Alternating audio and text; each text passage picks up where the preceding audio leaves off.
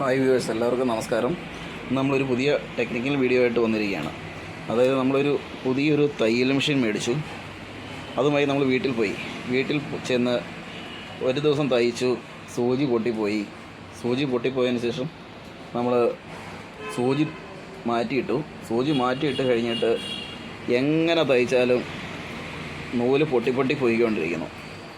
അപ്പം എല്ലാവരും പറയും, നിങ്ങളുടെ മെഷീൻ കൊണ്ടുപോയി പുതിയ മെഷീൻ മേടിച്ചു, അത് സ്ഥിരം കംപ്ലൈൻ്റാണ്, നൂല് പൊട്ടലാണ്. അപ്പോൾ അതിനെന്ത് ചെയ്യണമെന്നുള്ളതാണ്. അതിന് നമ്മൾ ചെയ്യേണ്ട ഒരേ ഒരു കാര്യം, ഈ തയ്യൽ മെഷീൻ്റെ നീഡിലിൻ്റെ ഈ ഒരു ഭാഗം. അപ്പോൾ ഈ ഒരു ടിപ്പ് പറഞ്ഞു തരുന്ന സമയത്ത് നമുക്ക് ഇതേപോലെ തന്നെ രണ്ടാമത് നമുക്ക് ഷോപ്പിലേക്ക് വന്ന ഒരു മെഷീനാണിത്.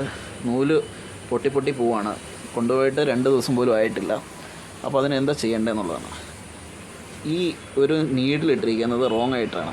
ഈ നീഡിൽ ജസ്റ്റ് ഓപ്പോസിറ്റ് സൈഡിലേക്ക് തിരിച്ചിടുക. ഇതിൻ്റെ താഴെയുള്ള ചെത്ത് ജസ്റ്റ് റൈറ്റ് സൈഡിലേക്ക് വരുന്ന രീതിയിൽ, അതായത് മെഷീന് മുഖാന്തരമായിട്ട് അതിൻ്റെ ചെത്ത് വരുന്ന രീതിയിൽ